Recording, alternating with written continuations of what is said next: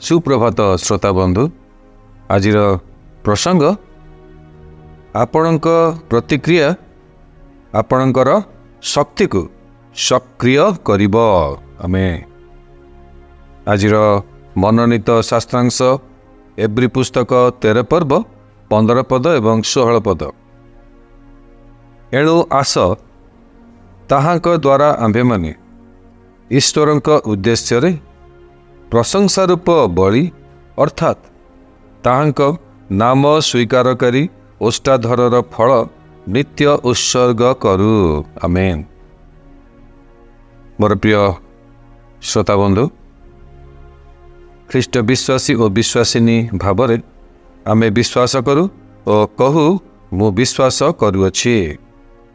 परमेश्वरक लिखित वाक्य अनुसार से विश्वासजनक आत्मा पाइथिबारु आमे माने मध्य विश्वास करू एवं विश्वासर कथा मध्य कहू।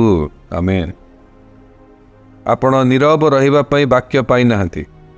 आपण जदि प्रतिक्रिया न देबे वाक्य आपणक पई उत्तम कार्य करिब नाही। प्रतिक्रिया देवार अर्थ ईश्वर जहा किछि कहियछंती ताहाकु पुनरावृत्ति करिबा। आपणक ईश्वर जहा कहियछंती ताहा कहिबाकु हेबो। आमेन।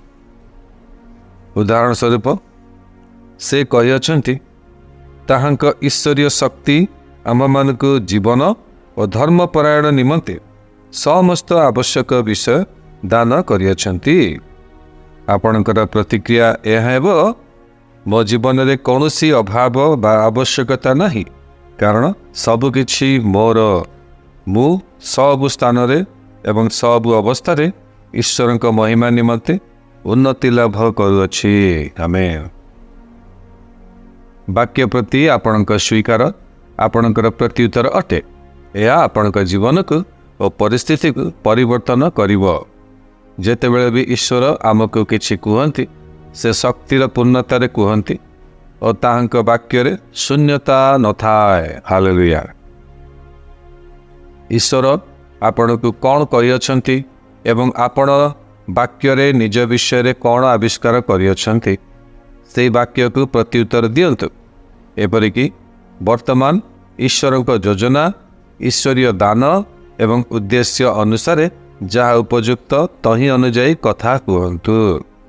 स्वीकार करंतु जे आपण उन्नति करी सब स्थान रे ख्रीष्टंक महिमा प्रकाश करुअछंती। आमेन। एवं घोषणा करंतु जे उत्तम विषय आपणक निमंते आपणक जरिया और आपणक चतुर्पार्श्वे हेउअछि। ईश्वर वाक्य को आपणक मध्य सक्रिय करंतु। आमेन। ईश्वर आपणक आज वाक्य द्वारा विशेष भाव में आशीर्वाद करंतु। आसंतु स्वीकारोक्तिर समय मध्य की जीवा स्वीकारोक्ति करिबा। मो पछे पछे आपण एही स्वीकारोक्ति करंतु। मोर वाक्य ईश्वरीय शक्ति सहित संयुक्त अटे, जहा नूतन ओ ईश्वरीय वास्तवता को सृष्टि करुअछि। परिस्थिति ओ परिवेश को परिवर्तन करी ईश्वरक योजना उद्देश्य और प्रयोजनीयता को ख्रीष्टंक ठारे पूर्ण करुअछि।